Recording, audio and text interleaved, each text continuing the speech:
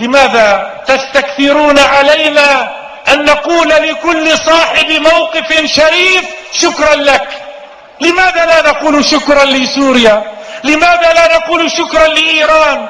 لماذا لا نقول شكرا لقطر، لكل من وقف معنا، للسودان؟ لماذا لا نقول شكرا لأردوغان الذي أغاض بيريز في دافوس؟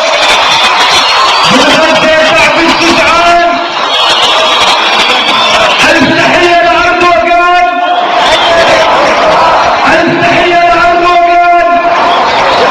لماذا لا نقول لشافيز وبوليفيا فنزويلا ولمن قطع علاقاته مع إسرائيل كرمال عيون غزة وكرمال عيون العرب والمسلمين؟ لماذا لا نقول له شكرا؟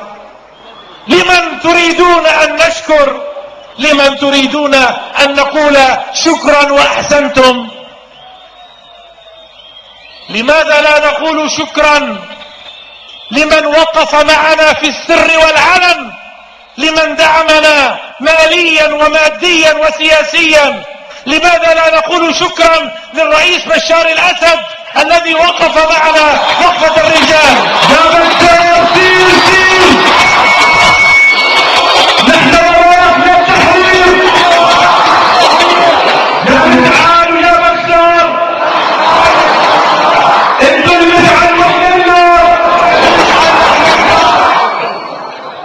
نعم، نحن نقول لكل الشعوب أحسنتم، ولكن من حقنا أن نختار من وقف معنا لنقول له شكرا. نحن لا نصطفي ونبعد، لا نحابي ولا نميز، فكل الأمة تعلم من وقف معنا ومن خذلنا.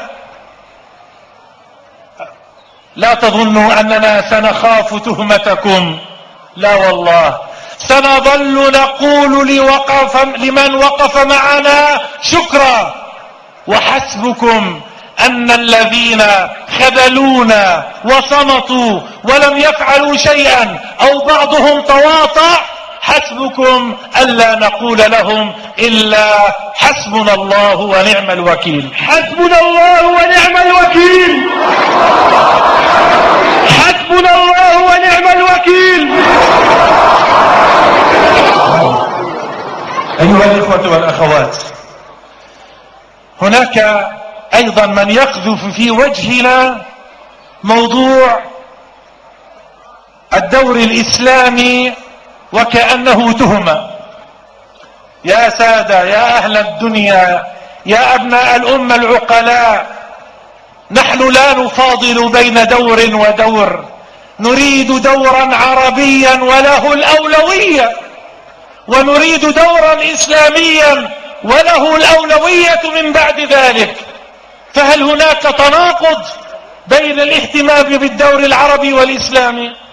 لماذا علينا أن نختار إما دورا عربيا أو دورا إسلاميا؟ طب لو وقفت دولة أوروبية معنا دعمتكم بالمال أو بموقف سياسي، هل تقولون سنرفض الدور الأوروبي؟